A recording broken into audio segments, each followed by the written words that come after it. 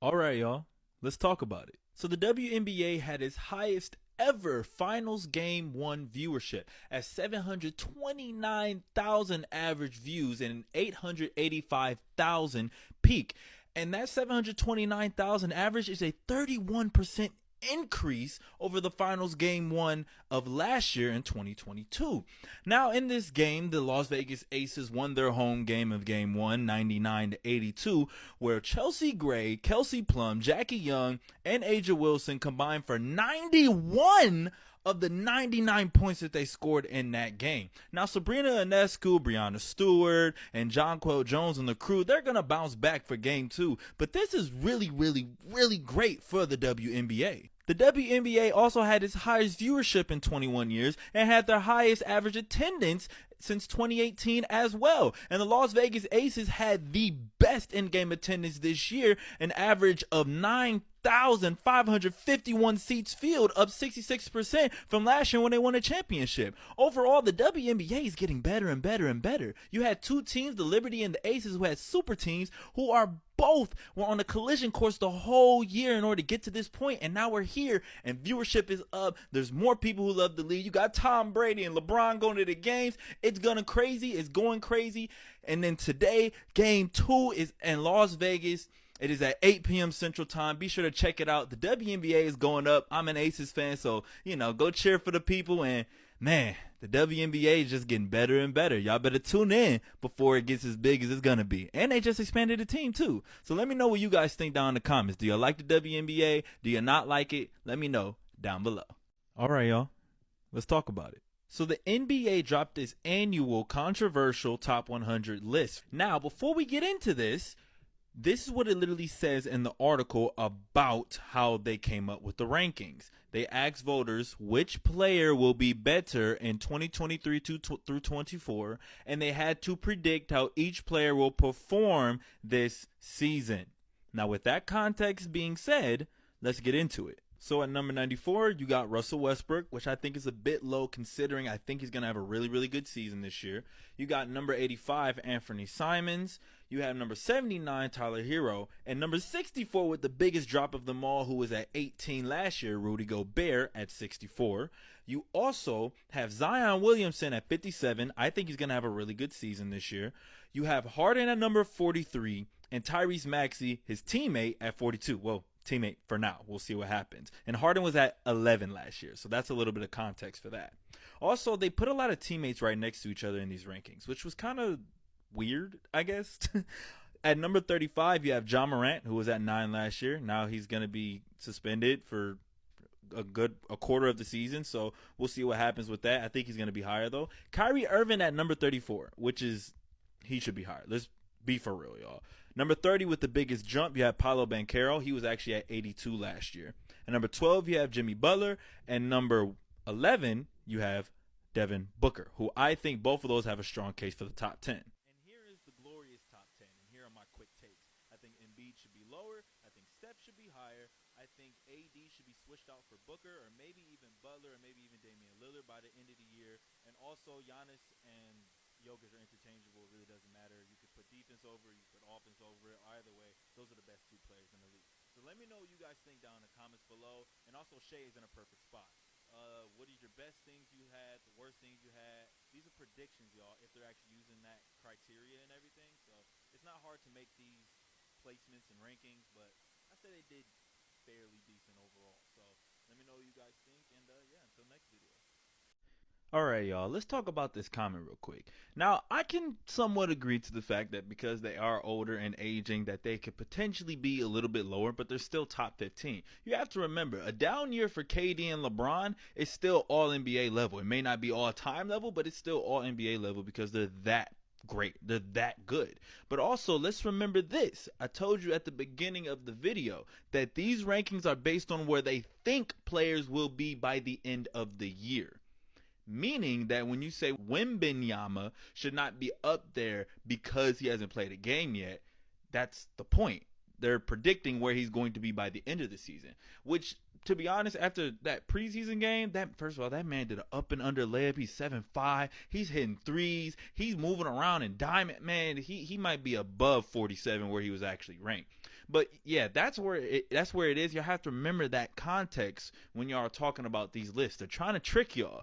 Remember, it is about where will they be ranked by the end of the season. All right, y'all. Let's get to this comment as well, because this is something that I wanted to talk about also in my video about the WNBA.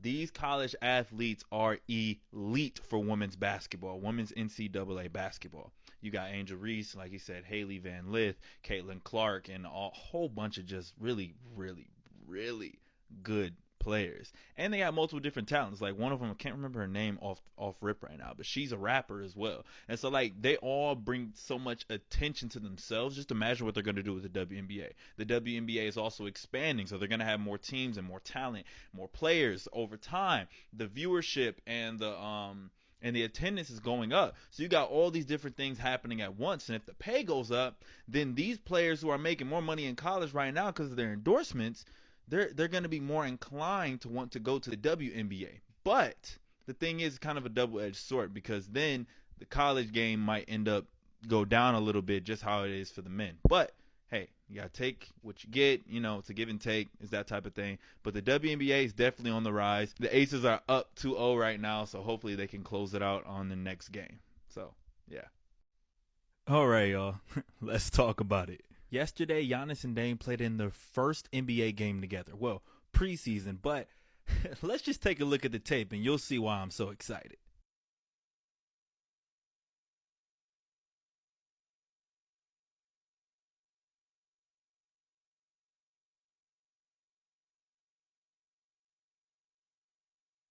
Y'all, it's the double teaming early in the first quarter, and now you got Giannis one-on-one in the paint. And then if we flip it to the other side, if you double team Giannis in the paint, then you got Damian Lillard about to shoot that thing from way behind. And there are more clips in the game, but I can't do all those right now. I'm gonna just tell you like this: Giannis was the third most double team player in the NBA last season. Damian Lillard was the 7th. You put both of those who are top 10 in that on the same team, they're going to create open shots. And I didn't even show you also, there are multiple plays where Giannis already is going to generate open shots. Now you got Dame also, so they're also generating shots, not only for themselves, but for their teammates. They both averaged 30 points last year, and they both are people who are unselfish. They both are people who are going to make the right play, but they're also going to get theirs. And then you add Chris Middleton on that. Oh my gosh. Also, that flare screen, just beautiful, beautiful work. I'm very excited for the season. If they put it together defensively and it looks good with Adrian Griffin, it's over. All right, y'all. Let's talk about it. A catastrophic injury like that, sometimes that can knock a guy's career off course. Aaron Rodgers is already throwing a football after only 5 weeks of recovery from his look-to-be season-ending Achilles injury. But for some reason, after only 5 weeks, he's throwing a football and he's putting pressure on it, and he's walking on his foot. That's crazy. Now, medical stuff is at an all-time high right now. People are recovering from injuries at the fastest that we've ever seen. But this is unprecedented because on average, it takes 11 months for an NFL player to recover from an Achilles injury. And they usually don't return the same after that. Cam Akers, the only one that kind of gives us a little bit of hope, he recovered in 5.5 months, and he's a running back. But he only had about half of his production when he came back. He's still decent overall, but not the same. Aaron Rodgers is a quarterback, so he doesn't have as much mobility and everything. So he's like, okay, maybe you can do this, right? If he comes back 80 to 85%. But what's going to matter the most is the protection of that line. And right now, that Jets offensive line ranks 24th, according to Pro Football Network. So it's a wait-and-see approach. Aaron Rodgers thinks he can really come back, and it's looking like he might just do it. The Jets are 3-3. It's possible, but is it probable? And only time will tell. Let me know what you guys think down. All right, y'all. Let's talk about it. Around 7:30 a.m. this past Monday, Kier was stopped by a Georgia deputy, and things escalated. And he was tased, then shot, and later died with EMTs. But the thing is, there's been no information provided as to why he was stopped in the first place. And what makes it even worse is that he just spent 16 years of his life in prison. It was just recently exonerated for a robbery he did not even commit in 2020. 3 years later, he just now dies. he didn't even really get to live his life, spending 16 years of his life in prison. This is truly a sad sight to see, and he was just speaking to students in Jonesboro, Georgia, about wrongful convictions. The state of Florida just recently apologized and gave him money in August for the wrongful conviction. He was just starting to get his life together, and then this happens. And let me read you guys something else as well. According to the National Registry of Exonerations, Black Americans are 7 times more likely to be wrongfully committed of a serious crime than white Americans. This is truly a tragic thing to see. And I pray for justice for Leonard Allen Cure. Let me know what you guys think about this in the comments below. All right, y'all. Let's talk about it. To the corner. Vandersloot. No! And that is it! An unforgettable finish to Game 4. The Las Vegas Aces are the first back-to-back champions since Lisa Leslie's Los Angeles Sparks in 2001 and 2002. I was literally born in 2001, so that's a long time, and I'm 22 now. Listen, A'ja Wilson, Finals MVP, 24 points, 16 rebounds, locked down Jonquel Jones. Man, and they were missing 2 starters. They were missing Chelsea Gray and Kia Stokes, and they still pulled out the W. Man, this was a really intense, great game. Just look at the emotions. Look at the accolades for the Las Vegas Aces. For A'ja Wilson, this is amazing for the WNBA, and it just keeps on getting better and better and better. This is a dynasty, y'all. The first dynasty in a very long time. The WNBA is just going to keep getting better, and y'all need to join the bandwagon while it's still hot, because it's going to get even hotter. But let me know what y'all think about this in the comments below. It gets me high up to the sky. And when I think about you, hey, what you gonna do? What you gonna do? Yeah, Becky. Makes me clap my hands. Makes me wanna dance. All right, y'all. Let's talk about it. Ladies and gentlemen, we are 1 day away, yes, 1 day away from the start of the NBA season. So what better way to kick it off than to do some playoff seeding predictions for the 2023 through 2024 NBA season. So here are the main things that stuck out to me. And I have Washington as the worst team in the whole league, like the whole league, because the West is stacked, and we're going to talk about that in the next episode. Chicago, blow it up, please. You need to. It's over, okay? It's over. Trust me. Detroit and Orlando. I really like those 2 young teams. I chose Orlando over them because I love Paolo Banchero and Franz a little bit more than that whole Pistons team. Pistons going to be fun, though. Miami and Atlanta. They're just, like, on paper, kind of, they're good. But, like, sometimes I just don't know. I just don't know. Indiana and Brooklyn. 2 of the more exciting teams in the whole league this year. They're kind of interchangeable, but I like Ben Simmons and Mikal Bridges more than what Indiana has. But Tyrese Halliburton going to have them boys balling. Philly, asterisk, because I don't know what's happening. But if Tyrese Maxey does what he can do, they're going to be good. Cleveland, New York, kind of in the same boat, but Cleveland has more star power, so I feel like they should edge them out. Milwaukee, they might end up being a little bit lower because they're trying to get everything together, but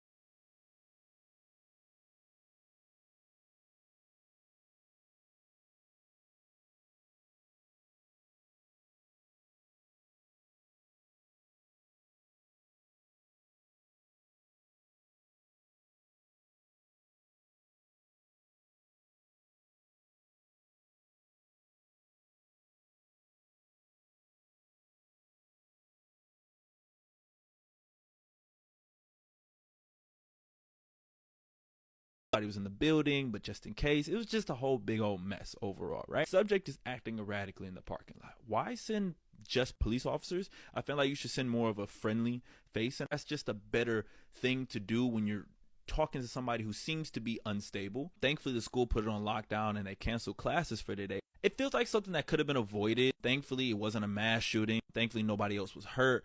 But I'm really sick of these situations, and I really hope that these start to dim down more and more and more, because this is getting really irritating to even talk about in the first place. But let me know what you guys think down in the comments below. Should it have been handled differently, or just whatever your thoughts are. All right, y'all, let's talk about it. So LeBron James's Spring Hill Company, along with Peyton Manning's Omaha Productions and the Obama's Higher Ground Productions, are potentially working together on a Netflix quarterback type series, but for the NBA. I just wanted to share what my potential favorite people to be the main stars for this first season would be. The formula is a big name star, then you have like an above average all-star type player, and then you have the redemption player. So here are the people that I think would best fit those categories. So for the big name star, there are so many people to choose from, but I think Steph, Giannis, Joel Embiid, and Jason Tatum would be the best candidates for that position.